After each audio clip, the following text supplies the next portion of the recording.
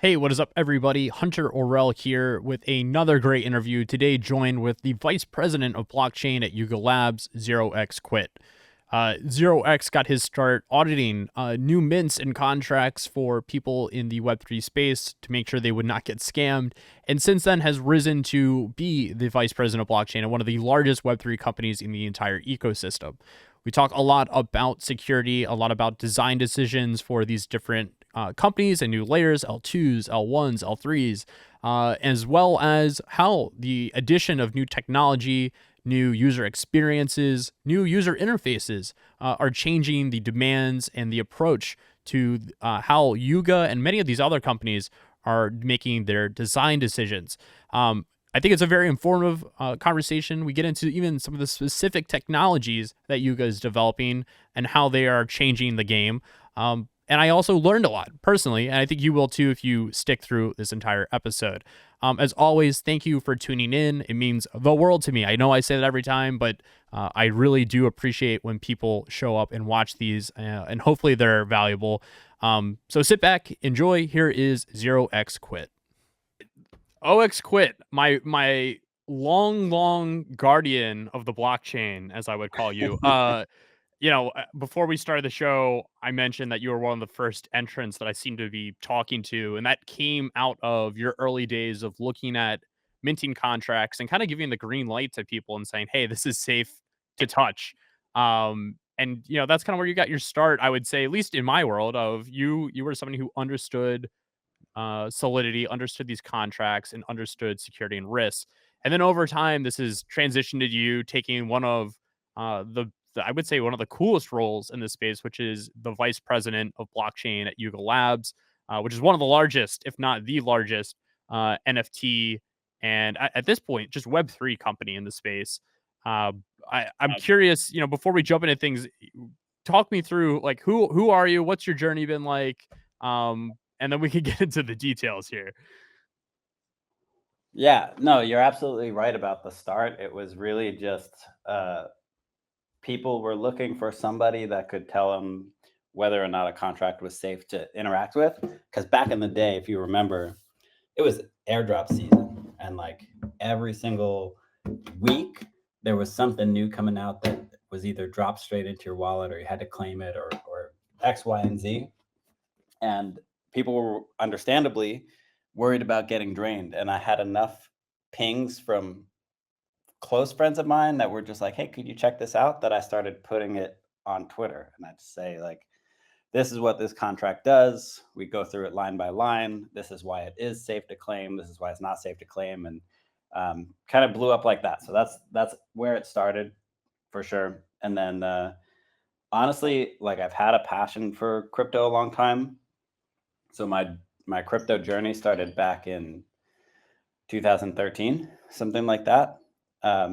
People ask why I'm not retired. Mistakes were made, but Relatable. It's very relatable. yeah. So back in 2013, I bought a bunch of Bitcoin. That was my kind of entry in the space, and for a long time, I was just helping people on board. I was like kind of a crypto evangelist. I'd actually meet up. At the time, I was living in New York City, so I'd meet up with people in Starbucks or in their office or whatever, and I'd explain to them like, how do you keep your Bitcoin secure? Where do you keep it? What do you do with your seed? All that kind of stuff, and I'd help them get their very first Bitcoins. And so that was like kind of a full-time ish gig for 2 or 3 years until Coinbase got easy enough to use that like nobody needed me anymore. Um, and then What a wild 20 what a wild dynamic to think back that, like, you needed somebody to help you buy this stuff. Like, I think yeah, we've grown so far since then. it wasn't easy. So actually, the reason I got into that was because I myself had such a terrible first experience with Coinbase, and they've changed so much since then. But um, Bitcoin was something like $200, and it was just starting to bubble up again. And I like read about it and read about it and wanted to get in. So I took all the money I had, which was maybe 2 grand at the time, not a ton because I was fresh out of college. But I took all the money I had and I put it in Bitcoin at $200. A week later, it was at like 350. So I made, I don't know, $1,500, something like that. I was elated. I was so happy. And then I got an email from Coinbase that said, "Sorry, due to like market volatility, um, your order has been canceled." Because it takes you deposit your money, but it takes a while to clear. But they let you make a purchase ahead of time, but then they reserve the right to cancel that order if they want to. So a week later, when it cleared, they canceled my order, and I was back to square one. I just had my $2,000 back. And I was like, "Oh man, that was awful." Yeah, And you didn't even lose money, but you're pissed. You're like, I could have yeah, made money. I didn't lose money, but all the imaginary gains that I had been like, celebrating all week were gone. And so I thought it was like kind of a silly system that, crypto provides this escape for people away from the traditional banking system. But the big friction to get onboarded is because of the traditional banking system. And so I kind of like thought about how I could eliminate that step. And for a while, it was just like we used this site called Local Bitcoins, and we'd go meet people and trade in person. And that way, it was instant. You just, people want to cash out, people want to buy in, whatever.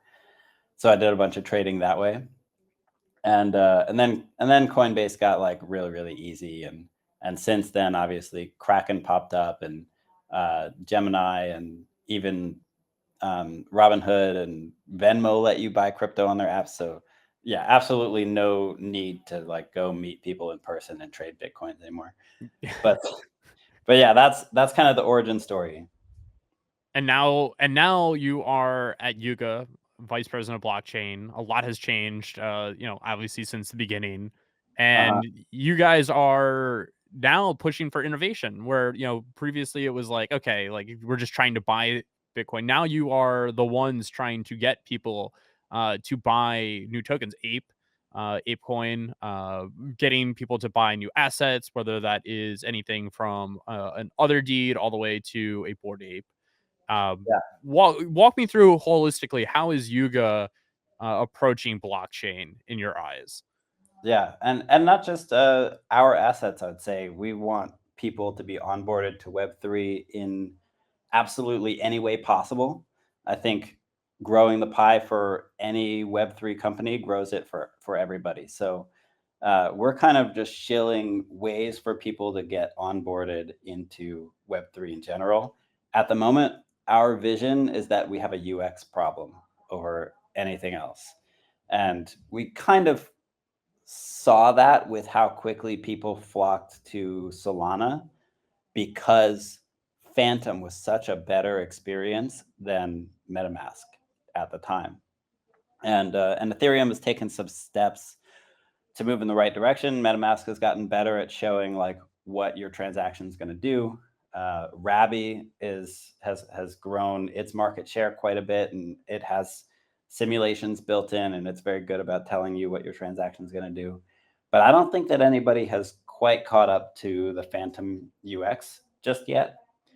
And I think that we've realized that there are a lot of things that we can do at the wallet level, but also at the chain level to make that experience better for users. And I always say, like, if you want to walk your mom or even your grandmother through buying their first tokens, what's that look like, right? You say, all right, you first download this app, get Coinbase, Gemini, whatever onboarding app you want to do. Deposit some money, buy some crypto you like. But wait, you're not done. Self custody is the way. So you've got to get yourself a hardware wallet. And then you have to get this other app or extension, install that on your browser, connect it to your hardware wallet, write down your seed, store that like in a safe, or some ideally even split it up and give a piece to your friend, and then send your crypto there. And then every time you want to touch it, just make sure you're very careful and read what you're signing, and like all of these steps. Nobody's going to do that. We're here because we're, for lack of a better word, fucking insane. Yeah, And I mean, you have to be, right? you have to be. Yeah, you have to be. And so I think if we're going to onboard normies, we have to take a lot of steps to make all of this stuff super easy. And I think self custody has always been a core tenet of like why I'm here. I think self custody is super important, and if we lose that, then we're back to square one. We're basically back to TradFi, but it doesn't have to be that way for everybody. Right. So I think custodial wallets are probably the way to go for a lot of people, and then even better, account abstracted wallets as sort of an in between step are going to be the future of our space. So we've done it on Apechain with the help of Privy. We've built out account abstracted experiences. If you ever played Top Trader, we released that game along with the launch of Apechain, and it made a wallet for you when you sign up for your first when you first sign up, and then after that, there are no more pop-ups. There are no more anything. You don't pay gas. Yuga sponsors all that. It was all like super, super smooth. And I think Abstract has kind of accomplished the same thing or a similar experience with their global wallet, and it hasn't really clicked for people yet, but it will. And I think it's going to be table stakes. Like I love that stuff. It's great, but that's going to be just it won't be a special experience. It will be the only experience in crypto in a couple of years. Yeah. I I I think you're spot on with that. It's it's that experience of not having to deal with all of the friction of like setting up a wallet and transferring. It's just done there for you as it should be. It's the Web 2 feel with a Web 3 backend. Yeah. Um the same you guys have also kind of approached this from like how you're handling assets though, not only just generating the wallet, but you guys talked about a new technology that you've developed at Yuga, called shadows. Can you touch on and walk me through, because I understand it to an extent, but I don't fully grasp the importance of it, because it clearly is a bit of a game changer, not only for how tokens are handled but on a security side.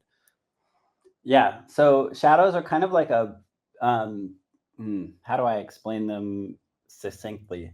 Shadows are kind of like owning your asset everywhere in your whatever delegate wallet you want. So at the moment, let's say you have a Bored Ape on Ethereum mainnet. That's just that's your ape. It's in your vault. If you want to claim something on mainnet, you better hope they support delegate, right? Or you have to interact with your vault. If you want to claim something on Apechain or you want to claim it on Base, then you're kind of shit out of luck. You have to, as a dev, explicitly build in support where maybe you take a snapshot or upload that or whatever. And it's not really a great experience. And I think if we're going to live in this world of, for lack of a better word, fragmentation, where some stuff is happening on L2s, some stuff is happening on mainnet, Right. and then as far as L2s, like who knows which L2 it's going to happen on. Um, I think we need to bring those NFTs everywhere, at least the important ones, right? Bored Apes, CryptoPunks, Pudgies, Azukis, all of the like top collections definitely need to go and exist on every chain that you're going to be on. So shadows are kind of a way to accomplish that in a permissionless way. So if you own an asset on mainnet, then it can be shadowed to Apechain, it can be shadowed to Base. Um, and the shadow is kind of a soulbound, it's a soulbound token. You can't move it. But every time you move the mainnet asset, then the shadow is going to move. And then to add another layer on top of that, uh, the shadow doesn't live in the same wallet as the mainnet asset does. The shadow lives in whatever your delegated wallet is. So if you set a delegate, the shadow is going to actually go there. If you set a new delegate, the shadow will transfer to that new delegate. But it's a much safer way of saying like, "Hey, I have this asset and I can use it in a safer manner," which I think from a Exactly. security standpoint has been the big issue. And like kind of going back to our first interactions and where you started, security has been one of the biggest concerns when you're dealing with things that aren't centralized. You can't undo. You can't hit Control Z. You can't call customer service. And that's been a big fear, I think, for like the friction of onboarding people. Of they're scared, and to actually move it forward and get better UX, it requires to have these safety features built into these protocols. Yeah, absolutely. So the important thing there is that they are soul bound. You have no power to move them. So you connect with your hot wallet on an L2 and you want to do like some crazy degen mint. If it turns out to be a phishing site, you can't lose your Bored Ape that way. So in that way, it's really, really great. And I think we'll see a lot of integrations that are built on top of it. And then you just kind of, it's a new primitive. So every time something like this comes out, there's a billion paths that it can take, and it's hard to predict what it's actually going to do, like in a year, in 2 years. I think we'll see a lot of cool shit built on top of it, and it's hard to imagine what that cool stuff will be. I have some ideas already, but I think, What are they? Or you got to share. I don't know if I can share them just yet, but Oh, come on. I uh, mean, you at least give us like ballpark on this. I mean, okay. like, So one is that I actually wrote about it last week, so I can definitely talk about that one. One is that, as I mentioned, like when you delegate, if you update a delegation or whatever, you the shadow asset actually moves. So if you have a protocol on mainnet, kind of like Fubar's delegate market, where you deposit the asset and then people can rent delegations. yep.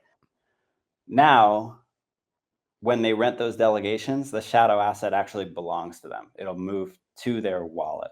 So you Hmm. can put up basically the actual asset for rent and be assured that you'll get it back at the end of the rental period. But that means you can say, uh, put your BAYC up for rent for a full year and say, all right, I know I'm going to lose out on airdrops, et cetera, for the year. So I can charge X amount higher because I'm assuming that loss, and whoever's going to end up renting it is hoping that they'll get X, Y, and Z down the line. Like they get all the benefits of owning an ape for a year, including any airdrops that come, access to Ape Fest, all that kind of stuff, right?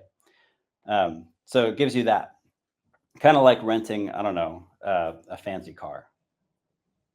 If only cars had airdrops. I don't.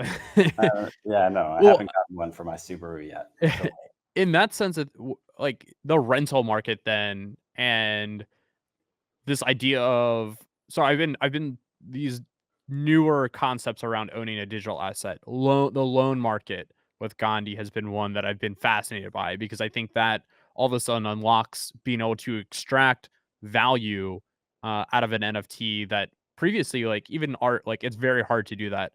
This is another use case of, well, I don't need a loan, but all of a sudden this is a revenue driver. Like there is a revenue associated to this where people have a demand to actually say that they control this asset, and I can be paid either a monthly fee or a one-time fee to rent it. yeah, yeah, exactly. And if you're an owner that say doesn't really participate with your asset much, you don't go to Ape Fest, or maybe obviously you'd claim an airdrop, but maybe you aren't too fussed with speculating over what's coming. You take the flat rental fee, you take yourself out of the equation. You know you still own the asset. You're going to get it back. There's no risk of losing it. So it's kind of a win-win for everybody. But you can I was just thinking of like how crazy this could get. You can't go and use shadow to then delegate to somebody else, and then they can't go and take a loan out against that unless that was, I guess, supported, right? No, they wouldn't be able to take a loan because the asset is still soul bound in their Gotcha. wallet. Gotcha. Yeah, Yeah. I was like, yeah, this I mean, it opens up a whole bunch of other I see where like you could get crazy if you're starting to like push the bounds. Yeah. Um wait, are any other areas that you're able to like go into on like the additional use cases outside of that? Well, so it does unlock bridging as well. So Mm. like for collections that do want to say migrate chains or something, they can use shadows to migrate or have or just kind of turn their asset into an OFT. So like at a very, very base level, shadows can be considered like an expanded OFT. So you can do all of the OFT stuff, bridge it around to different chains. But instead of a bridge minting or burning the asset, the bridge will unlock or relock the asset, make it soulbound again, or unsoulbind it. Interesting. Do you think we're gonna head to this multi-chain where like assets are all over the place future? You think that is where we're headed? Yeah, I think that there will be clusters. So I could see a world where kind of NFTs live on like the current, base abstract Ethereum, Apechain, maybe just those four. Anime, of course, when it launches, will be very NFT focused as well. And then DeFi lives on like Unichain and Arbitrum and perhaps Optimism. And so I think there will be maybe clusters so that liquidity is not super, super fragmented. And then hopefully there will be a lot of interop between those chains. So just like shadows kind of unify NFTs across all of the important NFT chains, I think that DeFi will be unified in a similar way, and who knows what else. So I do think that like they'll be kind of co-located like that. Hmm. What is your overall like blockchain like like over the next year? Like how do you think that's like a over the next year type transformation, or do you think it's a lot like like years out, Longer term, yeah. longer So term? I think I've had that vision since 20 maybe 2019, 2018, and I thought at the time that it was a lot closer than it actually is. We've made almost no progress towards it. But I do still think that it's coming. I just don't know when. I think it's going to be a longer term thing just because, Ethereum is a big ship and it's hard to change direction. It's hard to do most things. So I think something like that is going to take at least another 5 years. Right. Are you guys at Apechain? Obviously, you've been shipping new products and new features. Do you guys have a lot more to announce this year? As far as like innovation, you think? We do, yeah. And I think that I think that our focus at the moment is just pushing the space forward, and we'll do a good job of that, and you'll see the news come out over the rest of the year, I think.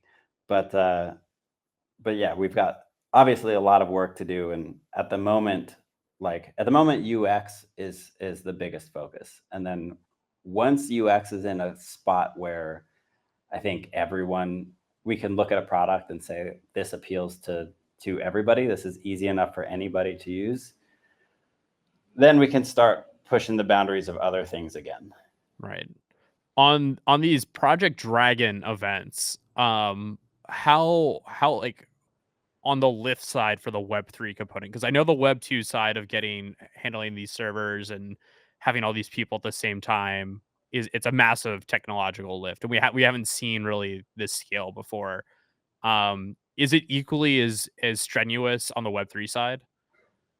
I think that the hardest part is the server load. Mm, Getting, 1500 however many concurrent players go in at the same time and it still streams pretty much flawlessly on like a MacBook. Uh, that is pretty damn impressive, and I don't want to take away anything from everything the engineers did there.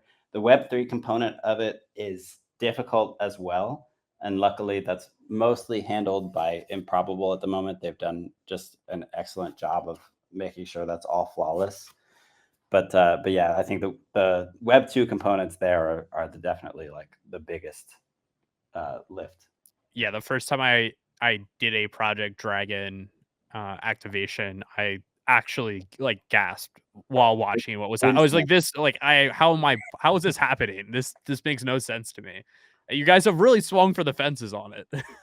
I don't even understand it myself as a like a longtime MMO player. I remember trying to navigate a dungeon with like 40 people, and that was just way too many. And things got crazy. It was hectic. You'd get like it'd get super laggy if too many people were close to each other. And then now here we are on, and that was on a gaming PC with like fiber connected. And now I'm on like Costa Rica Wi-Fi on my laptop playing with 1,500 people in a shooter, and it's like flawless. If you were an So OG like World of Warcraft player, oh how the times have changed. Things have really changed. things have really changed. Yeah. Um, and obviously Project Dragon is one little piece of this entire ecosystem that you guys have. Yuga's Mm. acquired several different IPs. You guys have different games. Top Trader is another one to shout out on Apechain. You have all these different things happening. Can you just for like the ecosystem layout and I think most people listening probably have an idea, but just so that we're clear here. So that you have Yuga, which is an overarching company, and then you have Ape Chain, and then on Ape Chain there's a token that is Ape. But everything you guys are building is primarily on Ape Chain. You're not using other ecosystems. You are basically building out your own universe that has its own token and its own chain where everything happens.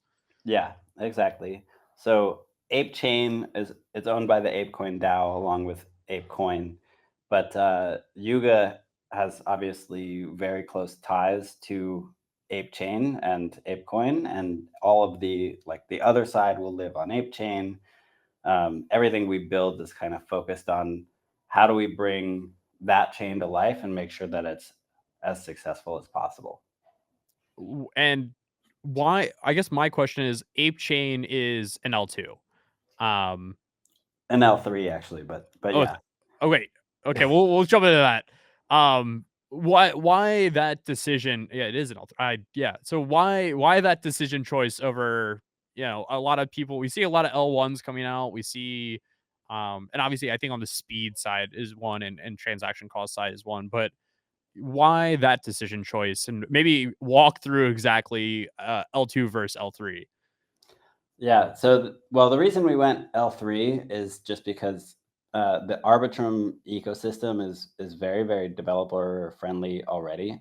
So, by becoming an Arbitrum orbit chain, you automatically inherit all of the new tech that they're adding to their stack.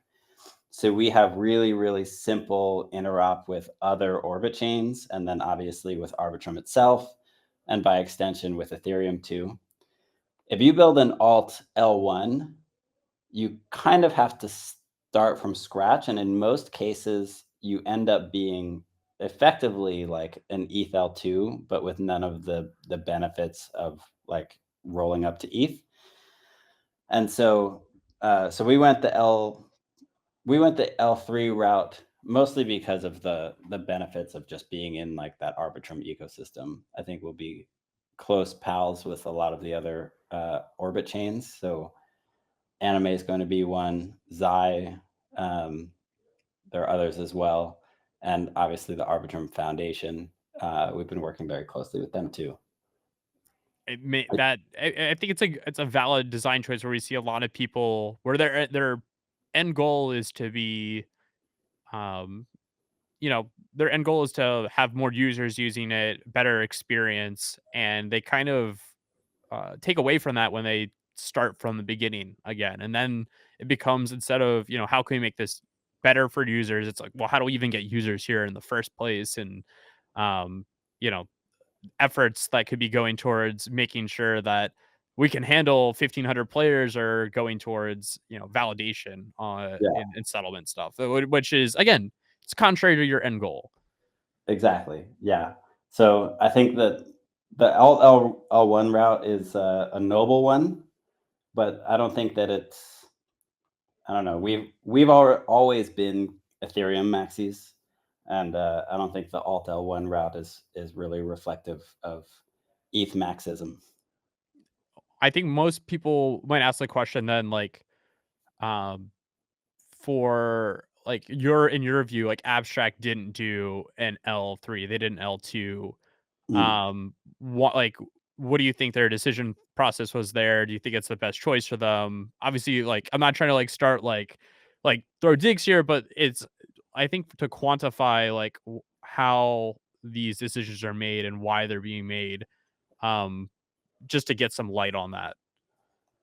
Yeah, I can't speak to the thought process for why they went with L2 over L3, but they've been building that for a long, long time, and obviously have done a very good job. I've played around with Abstract a lot since it launched. I think for us at least, uh, we wanted to be in the Arbitrum ecosystem, and that makes the decision a lot easier. But then we also wanted to provide the cheapest fees possible. And like there is a trade-off there. So with an L3, you have the trust assumption that Arbitrum is not going to do something negative or malicious. And I think that that's a pretty safe bet. But you have that on top of assuming that Ethereum is going to do its job. And with an L2, you really only rely on Ethereum and whoever your data availability layer is. I believe Abstract is going to use Eigen for DA. So you have a little bit more, you have more trust assumptions with an L3 because you're not posting directly to ETH. But it also lets you go a little bit faster and be a little bit cheaper. So like on Apechain, the average fee is a quarter of a cent, maybe. I believe it's actually even less than that. And so it's a question of like, is that cheap enough, right? Uh, or is that too cheap? So That's on been a discussion. I've gotten into this with several people around are fees big enough to quantify, the relationship between these different layers. Yeah, I think that's a big concern. We don't know yet. we don't know. And Abstract is cheap too. It's probably a penny or Yeah. something like that, which is like for the average user, are they going to notice the difference? Are they going to stress over paying a penny for a transaction versus paying a quarter of a penny? For infrastructure, it might matter if you're like the account abstraction relayer and you're paying for thousands of people's gas for whatever they're doing, then all of a sudden, you quadruple your transaction fees. Maybe that makes a bit of a difference. But yeah, I think those are all considerations that you make. Block time, fees, all of that stuff is important. I think for Apechain, we just wanted to be as cheap and fast as possible, and we're willing to add the security or the trust assumption in order to do that. And yeah, so that really goes back, I think, to like the UX thing. I think that I've I've always been a decentralization maxi. I've always been a self custody maxi. But if you want to build something that's for everybody, then they don't care so much about that stuff, and you can make some sacrifices in order to improve UX. And I think that we've gotten about as close to a Web 2 UX as possible with like, quarter second block times, quarter cent transaction fees. No, nobody in the world is going to complain about that.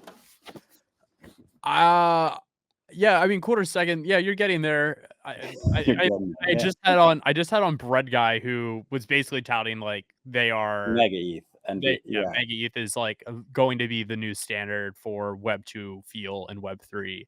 Um I would argue that even though they're touting that, there will be something that comes out in, a year or two that is even faster and serves even a more niche, you know, part of the ecosystem, and that's just how this industry works. Like there's something better, faster, more applicable to something else that will always come out.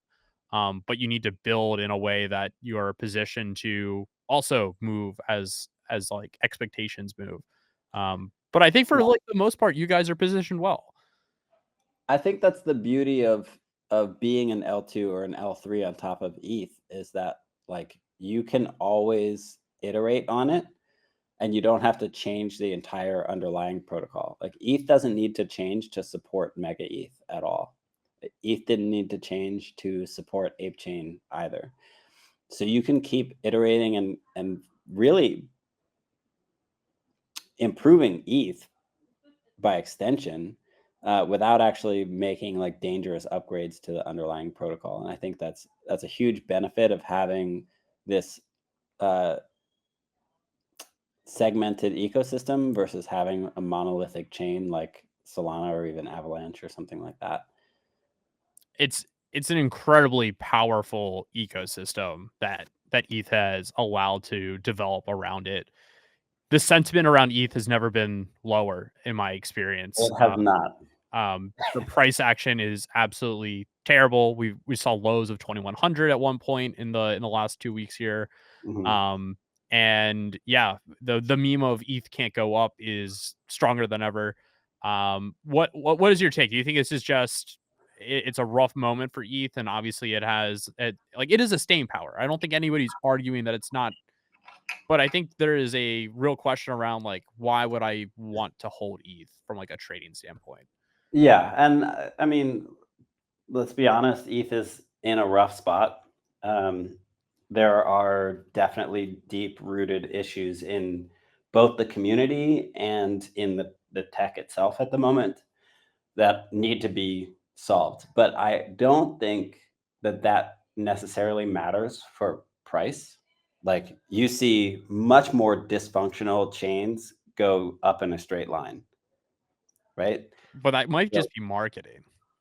it is for a large part. Yeah, a large part of it is marketing. But I don't think that the fundamentals drive price so much. Long term, sure, like over the course of half a decade, fundamentals matter.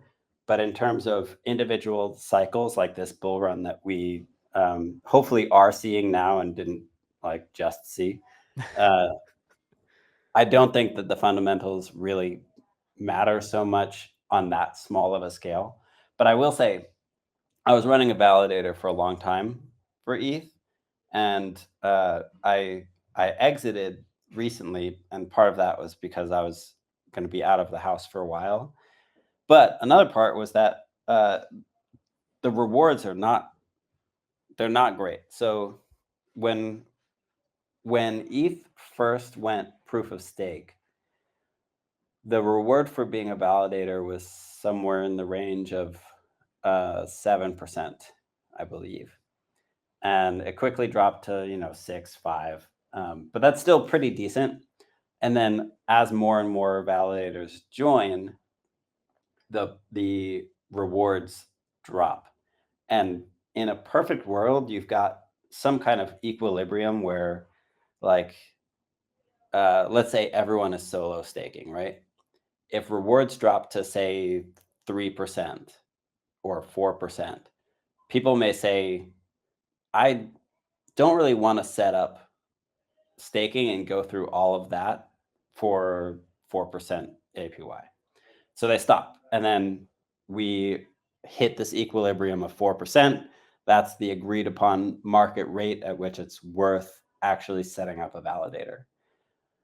But we had Lido come along and Rocket Pool come along and Athena and all of the restaking protocols on top of that. And they say, we're taking a fraction of whatever your staking rewards are, or whatever the staking rewards for your ETH are, and we'll just keep setting up validators as a service. So for them, it doesn't really add overhead to add more and more validators, and they don't care that the rate is just dropping and dropping and dropping. And so they can drive it down to 1%. They don't care, right? If they're making 0.01% off of that, it's still free ETH for them because they're not actually putting up the ETH to stake. And so I think that we've got this issue where it doesn't really make sense for solo validators to validate anymore, and you need them if you're going to have a secured network. Because if the entire network belongs to a few big pools, you're not really decentralized No, anymore. no. You might think you are, but You you're might just think you are. you're heading back to the old TradFi model of everybody's just taking what they own and giving it to an organization who's taking custody of it for you, and you technically Exactly. then it's centralized again. Exactly. Um, so I think that is one issue that we should really be focused on solving, is like, how do we encourage solo staking? And maybe you don't necessarily need to discourage pool staking, because I think that staked ETH, like Lido ETH and Rocket ETH, are great primitives, and they unlock so much across the DeFi ecosystem that, like, we don't need to punish them necessarily, but solo stakers need a reason to stake that's not just like, oh, I love Ethereum so much that I'm going to stake out of the goodness of my heart. That's not a sustainable model. So that's one thing that I think we really need to solve. And then number two is uh, inflation. And we're not inflating that fast. I don't think it's that bad, but this actually brings us back to L2s. At the moment, L2s basically get a free ride on Ethereum, because we added this blob market. And for those that don't know what the blob market is, it's a cheaper way that's exclusive for basically L2s to post their data back to ETH. So before we added that, they had to pay gas along with the rest of the network in the same pool. So if, like, there was a hyped mint going on, and at the same time Arbitrum needed to post a batch of data, well, they had to pay a shitload of money to do that. Now they have basically, like, you can think of it as a highway that's shared only with the other L2s, and the price that they pay is based off of how much demand there is on that highway. But, like, everyday Ethereum usage doesn't contribute to it. So their gas stays at near zero at all times, and so they don't have to pay much at all for data availability. And that's great, I guess, for UX, because gas stays super low. That's why we've had like one GUI for Yeah, the I don't last. think many people realize that Gwei has been less than 1 for the last few days Super here. cheap. Yeah, it's been super, super cheap, and that's like, hooray, great for users, right? But then you look at, like, how much we're burning, It's and it's it's nothing. it's nothing. Yeah. So we're not burning any ETH, which means we're producing way more ETH than we're burning, and all of a sudden, like, supply is just going back. I think we're maybe above pre-merge supply, which, you know, it's been how many years? I lose track of time in crypto, but it's been at least 2 years Yeah, 2 and a since the half. merge. Yeah. Um, and we're like pretty much flat. That's actually really great. But another year, another 2 years out, Now we're higher. we'll be up quite a bit. So unless we fix the blob market, or fix emissions, or do something, and I think that's one of uh, the risks that comes with a protocol that can change. Like, obviously Bitcoin can change, but it's very difficult, right? So they've had their emission schedule set uh, since Genesis. It was like, all right, cool. We're gonna emit this many Bitcoin each block every 4 years. We'll cut it in half. When we hit 21 million, done. Simple economics. And then with ETH, when we transitioned to proof of stake, we were like, oh, well, what if we add this mechanism to burn some ETH? And then what if we change this X, Y, and Z? And then what if we make fees cheaper here? And it's really, really difficult to predict what kind of effect that will have on such a complex ecosystem. And so I think we've kind of just gotten ourselves into trouble with those changes. And luckily, Ethereum devs are some of the smartest people I know, and most of the smartest people I know are working on Ethereum. And so I trust that they'll figure it out. but it's going to take more tweaks. And with more tweaks comes more risk to further breaking things or having unintended side effects. And so yeah, I think that that's definitely cause for concern. But I do think that ETH is going to be fine in the long run, and we're going to figure out which model makes the most sense. Options market shows that $5,000 ETH buys have been heating up. We've also seen volume turn around. So there is some I think some signal that we might hopefully be nearing the bottom of this sentiment. I can only pray because I unfortunately, and you can tell from the way I post, I am an ETH holder. Uh, I am heavily overweight ETH. I I'm with you. I feel for you, my friend. I feel for you. Um, one other area that we've kind of talked on what Yuga's doing. We've talked specifically ETH. Overall, blockchain. A lot of changes have been happening across the ecosystem. One, I'd love to get your take on from a security and transaction volume side standpoint is the introduction of AI has made a lot of people talk about the number of transactions that are going to be happening, and also security around transactions and even custody of funds using TEs or trusting AI agents and DAOs, etc. What is your take on how future technologies like AI agents and AI are going to impact the blockchain? I think it changes everything. So I do think, like, hopefully this solves the issue of well, there's it solves the issue of low volume on Ethereum, which is a big deal. And then perhaps even more importantly, it solves the issue of low volume on Bitcoin, which is probably a bigger deal because that's where they inherit all of their security once their emissions drop. The only way that they can actually maintain chain security is if they can pick up transaction volume, but nobody wants to send Bitcoin anymore because everyone's just like they've acquired their stack and they're holding it. So if you Yeah, empower and block agents time is so long. and yeah, nobody wants to pay for a coffee and wait 15 minutes to see if they can get it or not.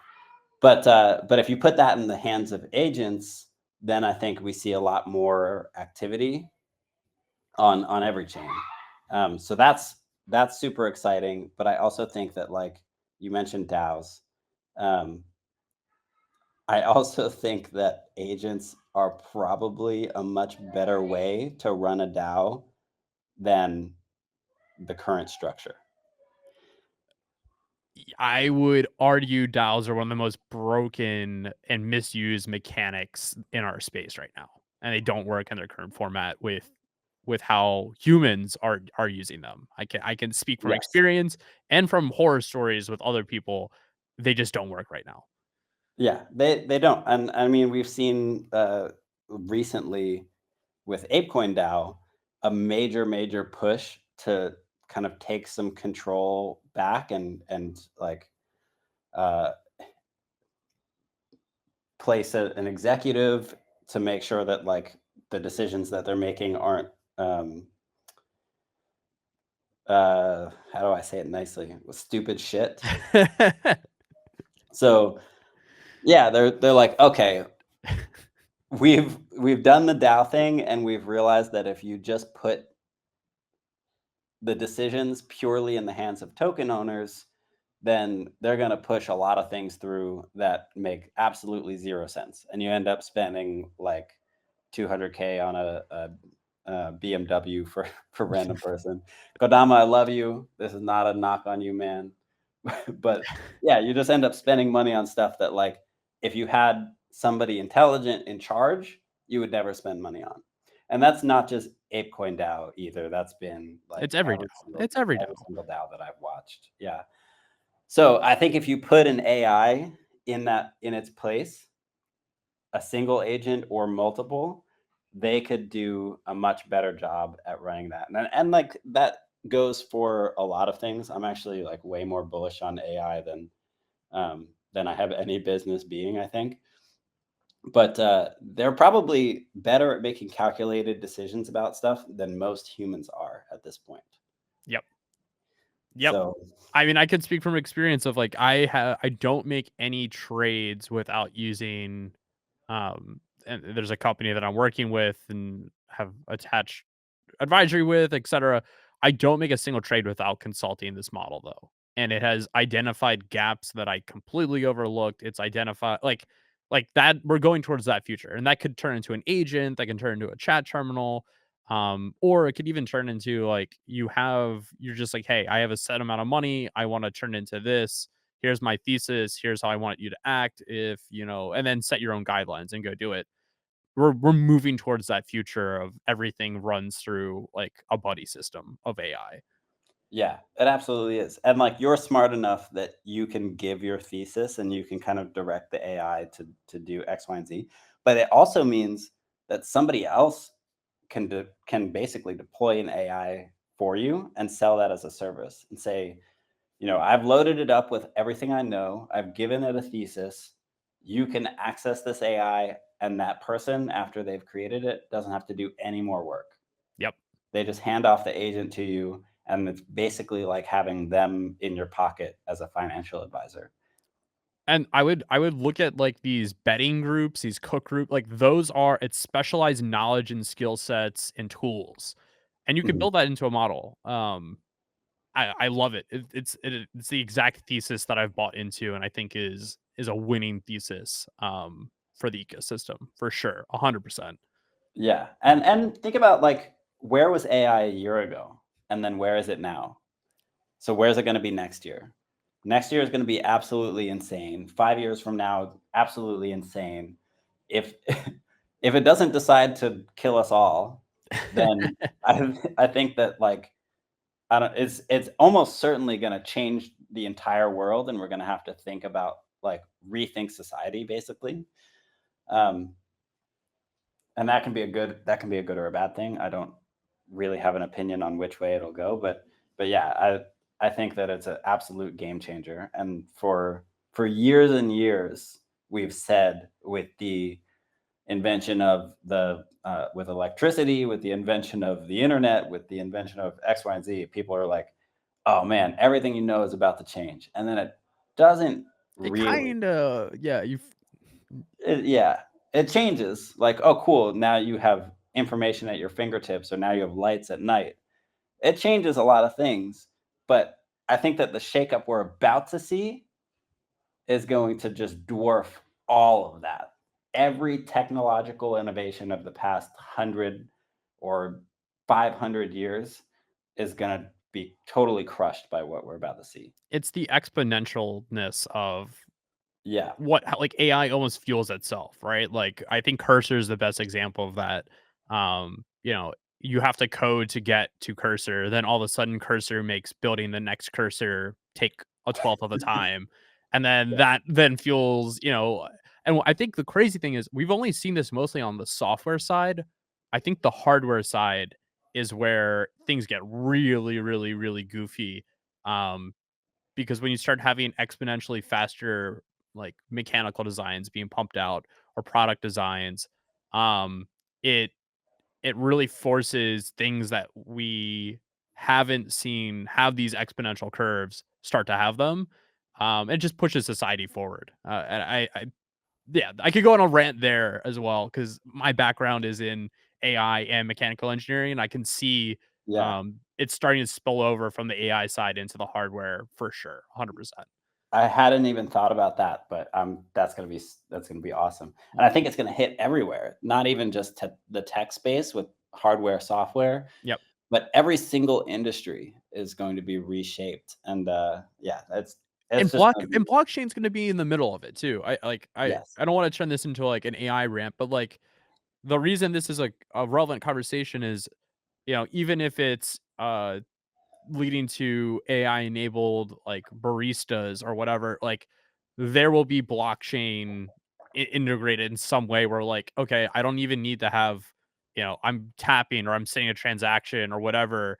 And it's verifiably, proving that like it's quick, it's fast, instantaneous stuff that's being done. yeah, And that might not be the best example, but we are moving to a world where things are being quantified with the blockchain or verified with the blockchain. Even today for like, I don't know if you saw the G Money 9DCC punk raffle, but I mean, that's the physical purchase of a hoodie and then verifiably being entered to claim a punk. Like that's moving that industry forward in some way. So we're seeing it every day. It's exciting. It's crazy. Yeah. And it's a thesis that has existed for blockchain forever. Is like once you have automated cars that you can rent off the street, how do you pay those things?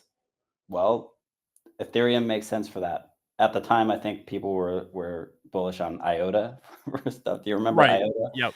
But yeah, Ethereum makes sense for that. Bitcoin even makes sense for that. And you have like, everything should just own a wallet. Your car should have a wallet. The gas station should have a wallet.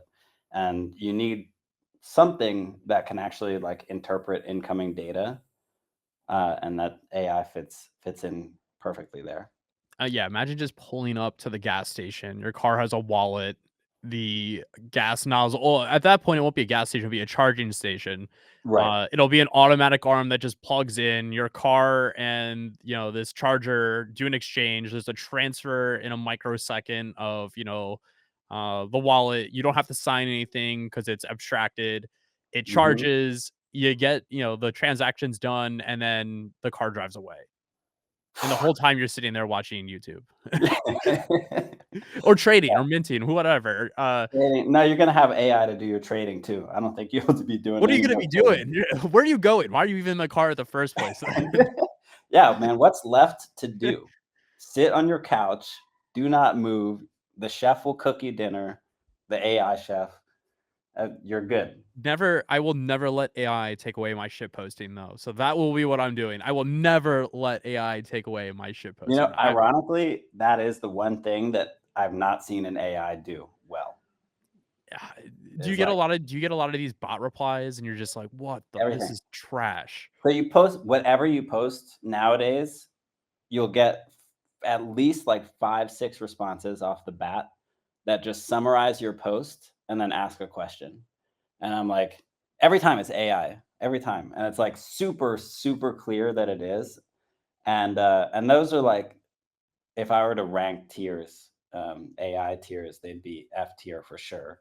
I'm sure it's somebody that deployed like the basic Eliza agent or something and I need to made no I need to changes. do a video on that. Do a tier AI agent tier list. Yeah. I don't. What's It funny? I don't know where I put AI XPT at this point. AI XPT has become a little bit of a shit poster about the hallucination it's been issues it's run hallucinating a into. little bit too much.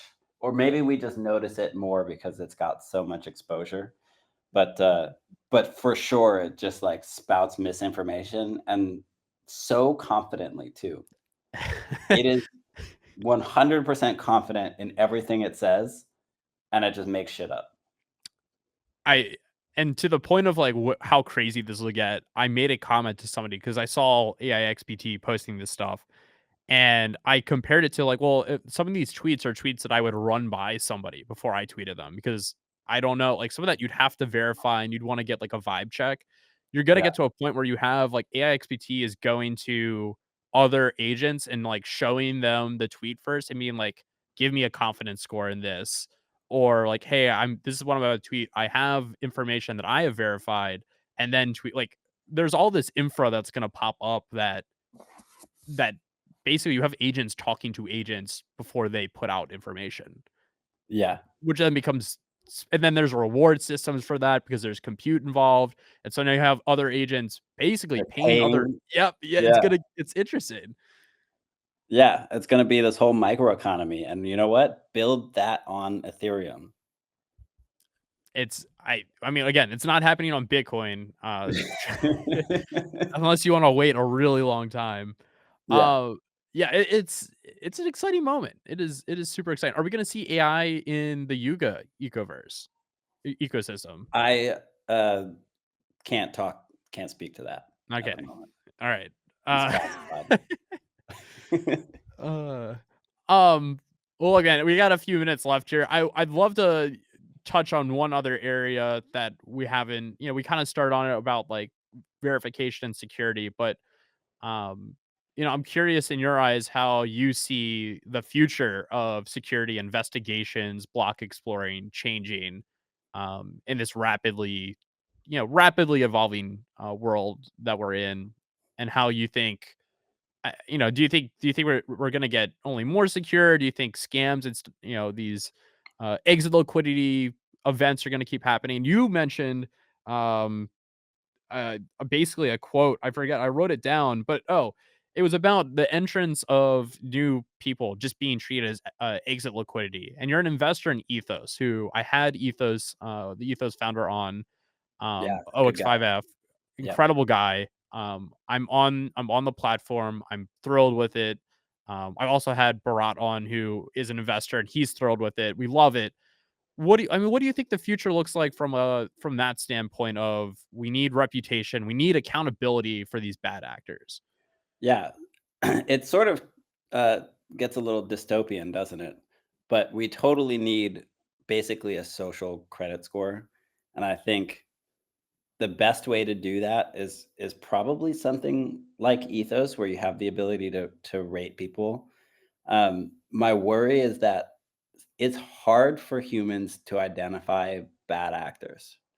It's hard for us to see who is basically grifting. And so we have people who start out great, uh, and you side with them, and you get in close with them, and you think like they're on my side. And then as soon as they have the opportunity to, they extract as much as possible from as many people as possible. And it's very hard to predict that. I could see perhaps Ethos coming up with a model that's better or more predictive towards that kind of behavior. But yeah, I think it's going to be really, really difficult. I do think that we're going to move into a better place where uh, when a grift does happen, it becomes easier to identify because we've seen so many before. Like the space is so new right now that uh, every last bear market, some guy posted his Ethereum address and raised 8 figures. Right? No problem. People willingly sent it, and they thought, I know this seems weird, but I think I can make some money off of it. Very few people actually made any money, and a lot of people lost everything. And I think if we were to see that same thing happen again, we don't see nearly that level of participation because people know better. So the problem is you get a new wave of entrants that were not here in the bear market, and they see something that's shiny and new and promises profits, and they'll ape into it no problem because they just don't know any better. And there's nobody telling them, or rather the voices that do warn them are not amplified. And that's because the voices that are shilling tokens and the voices that say, uh, I have 100% track record of hitting trades here, here, and here. Just follow me for more advice. They're louder and they get shared by everybody else, and so when you enter crypto Twitter, that's who the people like Zach XBT, or the people that are actually out to protect your bags. It takes you longer to Right. dig in and find those people. Um, and so I think if Ethos just does a good job of amplifying those people, or if AI does it, or if like whatever discovery just gets easier on Twitter, then we end up in a better place where like the information you get fed is more relevant or more helpful to you. Um, but I don't know that that'll happen. Because it's just, it's kind of like the movie Idiocracy. People just don't have the attention span for that kind of stuff, and they'd rather just like click on the button that says it's bright gold and says here's $1,000 or whatever. Right. So yeah, I don't know. It's It's gonna require infrastructure though, around like you're gonna have imagine instead of a pump fund token launching and you're just, it's the gamble. there's like a, hey, this address is like, we have no history on this address. There's no verification. There's no like, you could with ethos, you technically could put a number next to that and be like, the reputation of this address is verifiably linked to this account and this person, and they're a scammer. Don't buy it. Or Yeah. we need that. We need that, like, that infra exists. It's not that crazy of a an ask. And the more data we get, the easier it gets. Yeah. So, like on Pump Fun, there are some tokens where you look and like it was bundled, the dev has like 90% allocation, something like that, right? And it's not super obvious to see that, or maybe you see it and you like don't know how to interpret that data. Uh, so I could see a world where the infra just is there that says, hey, 99% of people who buy a token with like these identifiers end up losing money. I can tell you with almost 100% confidence this will not be a good trade. Don't buy it. It's going to rug in 5 minutes. I could see that happening and we'll be in a much better space if it does. But people will try to find, new ways to scam. But I think, the goal right now should be identify the biggest ways that scammers are extracting from us and nip those in the bud. You gotta start with the biggest source, and it's an iterative process, and there's no one solves all. Yeah. And we gotta be active in thinking about how to move the space forward, as you said. That's what it takes. I'm sure we were in a similar situation when credit cards first came out or when the bank account was invented or even when dollar bills came about and people didn't have to carry around shekels or gold or whatever, it becomes much easier to rob people. And then people find out like, oh, you got to hide it in your Yep, shoe or your back pocket so it's an arms race, and we're still very early days. Bitcoin was invented 15 years ago. it's a child. Basically nothing. Like it can't even. Yeah, it's not even of legal drinking age yet. So, so yeah, I think we have to give it time. But with the right people focused on the right things, we'll be in a good Incredible. spot. Man, OXQuit, I can't thank you enough for the time and jumping on here. It was incredibly informative, and I learned a lot actually, doing this conversation, and I hope it was informative uh, to Hey, everybody I who did too. joined Yeah, so in. But thank you. yeah, man, thanks. Appreciate it. What obviously people can go follow you on Twitter at OXQuit. Should they have their eyes peeled for anything within the Yuga ecosystem? I don't know why I keep seeing ecoverse. The ecosystem coming up on the calendar. They should keep an eye on the BAYC Twitter and the Yuga Twitter, of course. Other side. Um, I'm not going to give any specific dates or anything like that for things you should look out for, but definitely give them a follow. Turn noties on. Uh, Follow me at 0xQuit. Turn noties on. We'll get the Amazing. information out So, man. there. Well, again, thank you for coming on. Thanks again for everybody tuning in. We'll be back Thanks, next Hunter. week with more streams.